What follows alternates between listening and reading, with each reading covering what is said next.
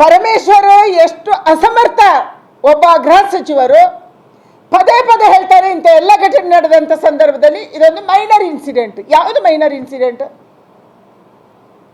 ಇಷ್ಟೊಂದು ದೊಡ್ಡ ಪ್ರಮಾಣದಲ್ಲಿ ಕಲ್ಲು ತೂರಾಟ ಆಗುವಂಥದ್ದು, ಗಣಪತಿಗೆ ಅವಮಾನ ಮಾಡುವಂಥದ್ದು ಮತ್ತು ಲಾಠಿ ಚಾರ್ಜ್ ಆಗುವಂಥದ್ದು, ಇದು ಸಣ್ಣ ಇನ್ಸಿಡೆಂಟ್ ಅಂತ ನಿಮ್ಗೆ ಅನಿಸುತ್ತೆ?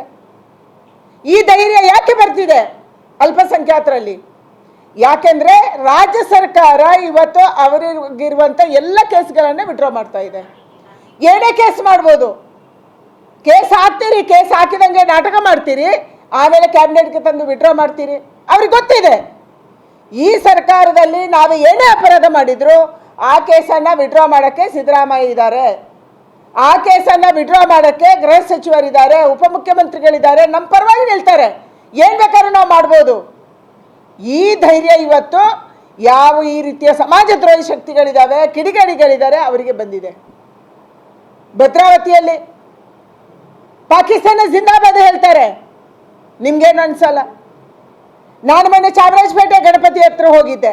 ಹೋಗುವ ಎಲ್ಲ ದಾರಿಯಲ್ಲಿ ISI ಧ್ವಜಗಳಿದ್ದಾವೆ, ಅವರು ಬರೆಯುವಂಥ ಅಕ್ಷರಗಳಿದ್ದಾವೆ. ಔರಂಗಜೇಬನ ಖಡ್ಗ ಪ್ರದರ್ಶನ ಮಾಡಿದ್ದಾರೆ. ನಿಮ್ಗೇನು ಅನ್ಸಲ್ಲ?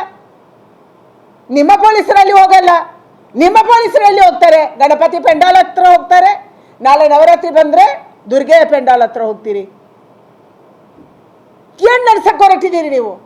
ಪಾಕಿಸ್ತಾನ ಜಿಂದಾಬಾದ್ ಅಂತ ಹೇಳಿದ್ರೆ ಅಲ್ಲಿ ನಿಮ್ಗೆ ಶಿಕ್ಷೆ ಆಗಲ್ಲ. ಔರಂಗಜೇಬಿನ ಖಡ್ಗವನ್ನು ರಕ್ತದಿಂದ ಪ್ರದರ್ಶನ ಮಾಡಿದರೆ ಶಿಕ್ಷೆ ಆಗಲ್ಲ.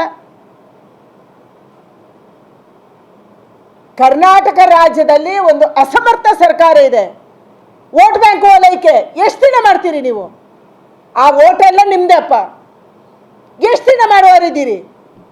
ವೋಟ್ ಬ್ಯಾಂಕಿನ ಓಲೈಕೆಗೂ ಒಂದು ಲಿಮಿಟೇಷನ್ ಇದೆ, ಒಂದು ಪರಿಮಿತಿ ನೀವು ಹಾಕೋಬೇಕು. ಆ ವೋಟ್ ಯಾರಿಗೂ ಬರಲ್ಲ, ನಿಮಗೆ ಬರುತ್ತೆ ಅಂತ ಇಟ್ಕೊಳ್ಳಿ. 100% ನಿಮ್ಮದೇ.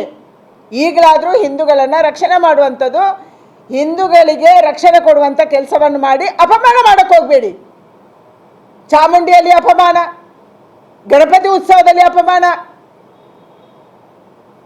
ಎಷ್ಟು ದಿನ ಸಹಿಸ್ಕೋಬೇಕು ಸಿದ್ದರಾಮಯ್ಯನವರೇ?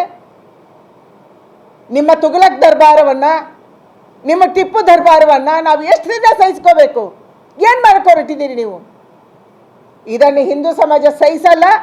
ಇವತ್ತು ಯಾರ್ಯಾರು ಕಲ್ಪಿಸಿದ್ದಾರೆ, ಅದು ಭದ್ರಾವತಿ ಇರ್ಬೋದು, ಅದು ಮುಳಬಾಗಿಲು ಇರ್ಬೋದು, ಕೋಲಾರ ಜಿಲ್ಲೆ ಬೇರೆ ಬೇರೆ ಭಾಗ ಇರ್ಬೋದು, ರಾಜ್ಯದ ಯಾವುದೇ ಕಡೆ ಇರ್ಬೋದು,